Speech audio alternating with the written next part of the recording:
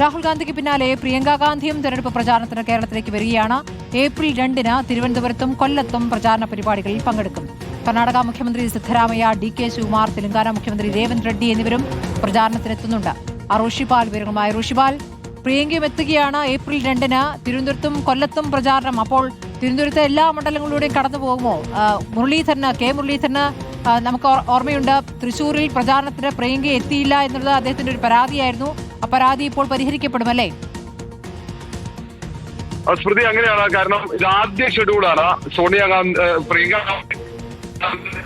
തിരുവനന്തപുരത്ത് രാവിലെ 3 നിയമസഭാ, ഒന്ന് വട്ടിയൂർക്കാവാണ്, തിരുവനന്തപുരത്ത് വെള്ളയമ്പലത്താണ് പ്രചാരണത്തിനെത്തുന്നത്. അതിനൊപ്പം വാമനപുരം മണ്ഡലത്തിലും പ്രചാരണത്തിനെത്തുന്നു. ഉച്ചതിരിഞ്ഞ് കൊല്ലം നിയമസഭാ മണ്ഡലത്തിലുണ്ട്. പിന്നീട് 2ാം ഘട്ട ഷെഡ്യൂളിൽ മറ്റ് നിയമസഭാ മണ്ഡലങ്ങളിൽ കൂടി പ്രിയങ്ക ഗാന്ധി പ്രചാരണത്തിനെത്തും. രാഹുൽ ഗാന്ധിയും ഒരു വട്ടം കൂടി സംസ്ഥാനത്ത് പ്രചാരണത്തിനെത്തും എന്നാണ് നേതാക്കൾ അറിയിക്കുന്നത്. അതിനു പുറമെ കോൺഗ്രസ് മുഖ്യമന്ത്രിമാർ, അത് കർണാടക മുഖ്യമന്ത്രി സിദ്ധരാമയ്യ, ഉപമുഖ്യമന്ത്രി DK ശിവകുമാർ, തെലങ്കാന മുഖ്യമന്ത്രി ഉൾപ്പെടെ എല്ലാ മുഖ്യമന്ത്രിമാരെയും പ്രധാന ദേശീയ നേതാക്കളെയും ഒക്കെ പങ്കെടുപ്പിക്കുന്നുണ്ട്. ഇന്ന് തിരുവനന്തപുരത്ത് 3 നിയമസഭാ മണ്ഡലങ്ങളിൽ സച്ചിൻ പൈലറ്റിന്റെ നേതൃത്വത്തിൽ റോഡ് ഷോ നടക്കുന്നുണ്ട്. അങ്ങനെ പ്രധാനപ്പെട്ട ദേശീയ നേതാക്കൾ, സ്റ്റാർ ക്യാമ്പയിനർമാരെയൊക്കെ കളത്തിലിറക്കുകയാണ് UDF. അതിന്റെ ഭാഗമായി തന്നെയാണ് പ്രിയങ്ക ഗാന്ധി കൂടി തലസ്ഥാനത്ത് പ്രചാരണത്തിനെത്തുന്നത്.